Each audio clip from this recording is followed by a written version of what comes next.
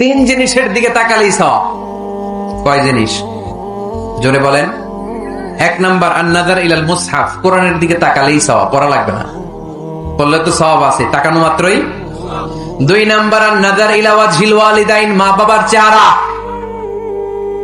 মা বাবার খেদমত করলে তো সওয়াব আছেই, টাকা দিলে তো সওয়াব আছেই, কিন্তু মা বাবার চেহারার নজরের দিকে যদি রহমতের নজরে একবার তাকান, একটা কবুল হজ করলে যেই সওয়াব, ওই সওয়াব আমল নামাই দিবে কে?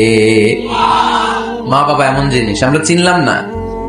আমরা পীর সাহেবের দরবারে লাউ নিয়ে যাই আর গান গাই, সাদের লাউ বানাইলে মোরে আগা খাইলাম, ডগা খাইলাম, খাইলাম না ডুগডুগি না। তো কই লাউ নিয়ে যান আপনি, কই হাদিয়া নিয়ে যান? আসল পীর সাহেব তো আপনার ঘরে। আপনার আব্বা সবচেয়ে বড় পীর সাহেব, আপনার আম্মা জান আপনার জন্য সবচেয়ে বড় পীর সাহেব।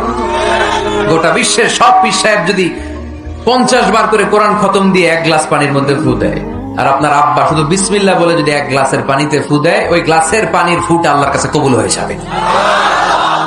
এজন্য বিশ্বনবী বলতেন, আল জান্নাতু তাহতা আকদামি উম্মাহাতিকুম। ও দুনিয়ার মানুষেরা শোনো, দুনিয়ার পুরুষ মানুষদের পায়ের নিচে থাকে জুতা, জুতার নিচে থাকে বালু আর মাটি, আর দুনিয়ার বুকে এক একটা মায়ের পায়ের নিচে থাকে তার সন্তানদের জান্নাত।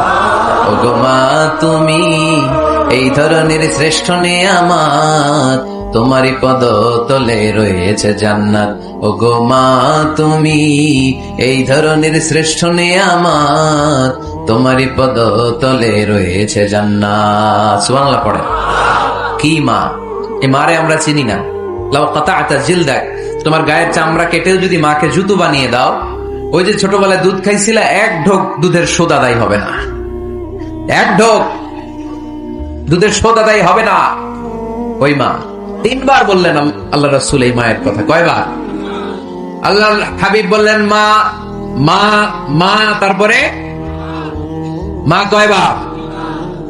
বাবা কয়বার?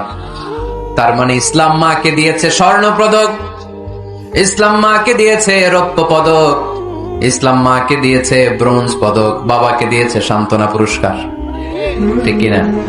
3 বার যদি মা হয়, একবার যদি বাবা হয়, তাহলে স্বর্ণ পদক কে? রৌপ্য পদক, ব্রোঞ্জ পদক, সান্ত্বনা পুরস্কার। সুবহানাল্লাহ কইতে বললেন না? ওই মায়ের চেহারার দিকে যদি রহমতের নজরে একবার তাকান, কবুল হজের সওয়াব আছে না নাই? তাহলে 1 নাম্বার কোরআনের দিকে নজর করলে সওয়াব, 2 নাম্বার মা বাবার চেহারার দিকে নজর করলে সওয়াব, 3 নাম্বার আল্লাহর কাবা ঘরের গিলাফের দিকে যখন নজর করে তাকাবেন, 20টা রহমত নাজিল করবে কে?